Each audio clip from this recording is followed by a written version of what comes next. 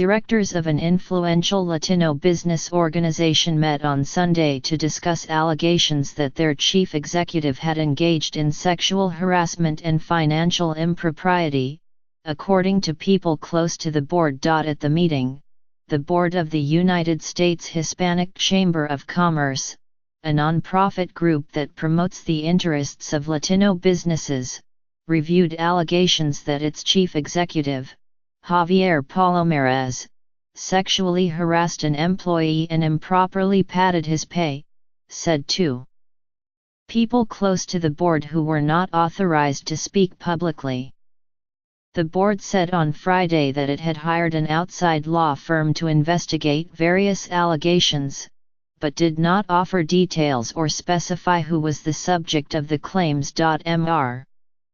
Palomares has disputed the accusations. "I categorically deny these deeply troubling allegations, and I will fully cooperate with any investigation into them," he said in a statement issued late Friday.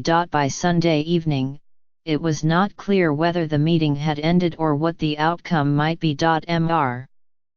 Palomares said in his statement that the financial allegations were part of a retaliatory effort by a different woman, a former superior, with whom he said he had an intimate relationship. In court papers filed in Texas, he identified that woman as Nina Vaca, a former chairwoman of the chamber who runs the Pinnacle Group, a technology services firm based in Dallas, and had remained on the board of both the chamber and its charitable arm. The Texas court filing, made on behalf of Mr. Palomares, was a formal request to interview Ms. Vaca in anticipation of a lawsuit against her. Ms. Vaca declined to comment.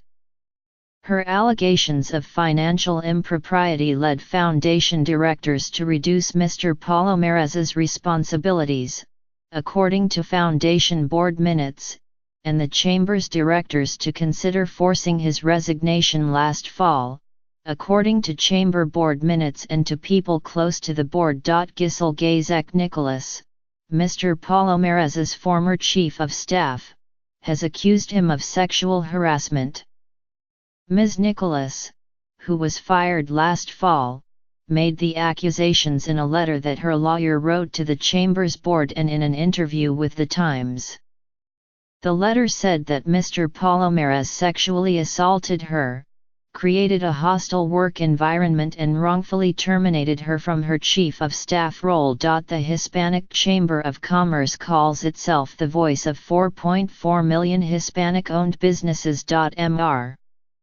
Palomares, who was named chief executive 8 years ago, has raised the organization's profile. He has advocated Latino business interests on television and in op-ed articles, secured access to influential figures in the White House and on Capitol Hill, and strengthened the chamber's relationships with companies like Coca-Cola and Goldman Sachs.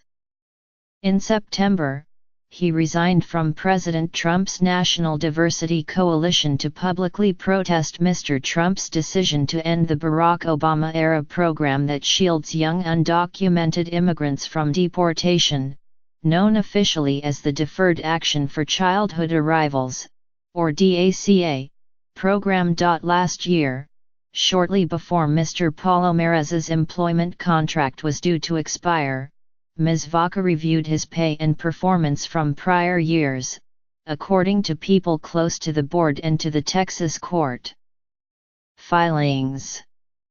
She discovered what she described to fellow directors as a pattern of inappropriate annual raises and other payouts, according to people close to the board, including Maria Cardona, who was a director at the time. Ms. Vaca estimated that Mr. Palomares was paid hundreds of thousands of dollars more than he was entitled to under his contract, according to board minutes. 6 members of the board's executive committee voted on October 31 to give Mr. Palomares a chance to resign within a week and repay the chamber a negotiated amount of money.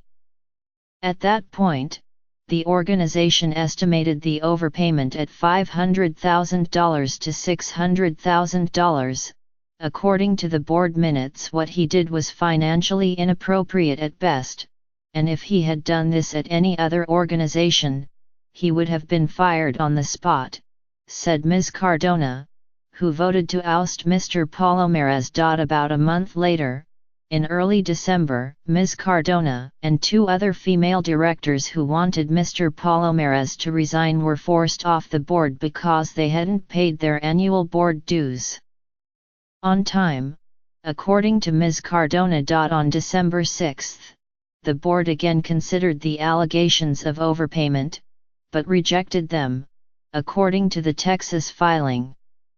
A spokeswoman retained by the organization's board had no immediate comment on the matter. Ms. Nicholas's harassment allegation stemmed from an incident that she says occurred in Chicago in 2013. Mr. Palomares was there for an event with the city's mayor, and he asked Ms. Nicholas and other employees to join him in his hotel suite for last-minute preparations, according to Ms. Nicholas and 2 other people who were there.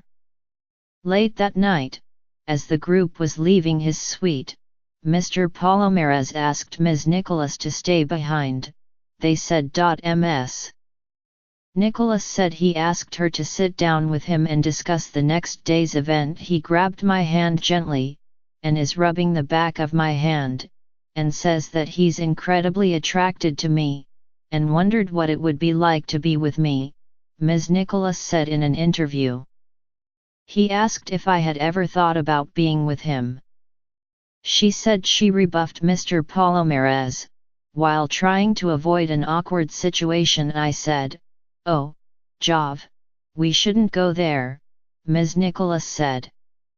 On her way out the door, she said he pulled her toward him and tried to kiss her before she broke away. Her account was corroborated by an email she sent to a friend hours after the incident, as well as a second friend whom she told about the incident at the time. Mr. Palomares denies that the incident took place.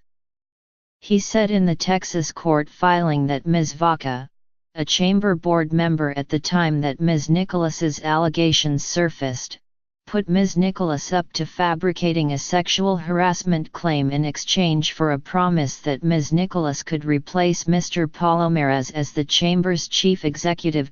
Ms. Nicholas said that is false and that she was never interested in becoming the chamber's chief executive. Mr. Palomares has faced harassment allegations before.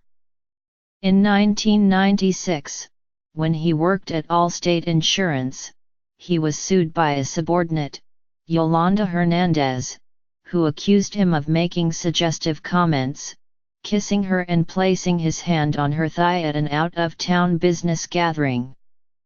Ms. Hernandez eventually became fearful of stalking and other provocative acts and left the company shortly afterward, according to the lawsuit. The case was later settled, according to a lawyer for Ms. Hernandez.